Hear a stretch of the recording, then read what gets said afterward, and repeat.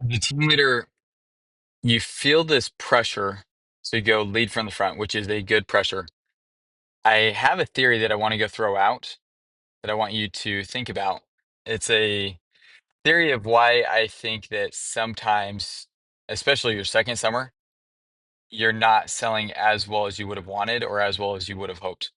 And it's because you're role playing with people and you're training people and you learn how to go train them and you're trying to go figure out what works. And I think that you get caught up in the, oh, let me go do this and this because this is what will work because this is what I'm trying to go teach my reps to do.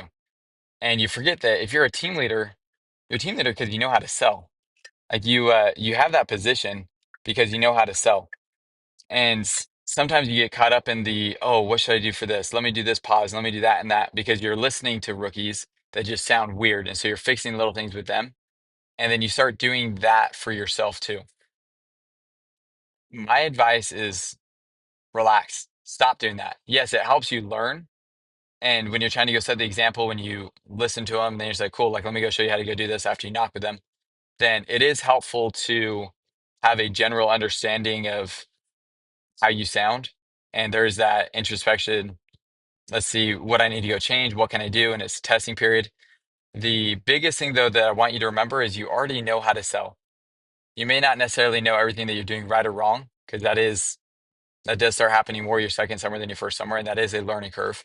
But you're good. So my advice is relax. Go get on the doors, stop thinking. And as you're practicing with people, you can go, I mean, maybe you can go try different things. Maybe you can go pay attention to what they're doing. But in reality, when you're doing it on the doors and you're trying to go test certain pauses or whatever it is, and you're just like, oh, like, hey, you need to go fix this pause because you sound really weird, then you can go try those, but change it in your mind to where you're not coaching yourself. You're not trying to go fix those certain things. All you're trying to go do is test it.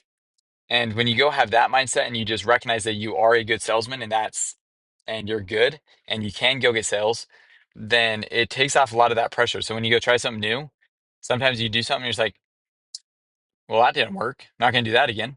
And there's other times where you'll start doing it and you're like, oh, maybe this is actually cool. Maybe this will work really, really well. And then you can start giving feedback on that. But recognize as an experienced rep, and especially if you're a team leader and you sold 200 accounts, you already know what you're doing and you already have the foundation of it. So starting out now, the reason why you can go sell more your second summer than your first summer is because you already have the foundation of it. If you are a co-team leader, you sold maybe 150 accounts, you still have the foundation of it. And so if you're trying to go relearn how to go sell, then you're not going to progress in the same way that you could.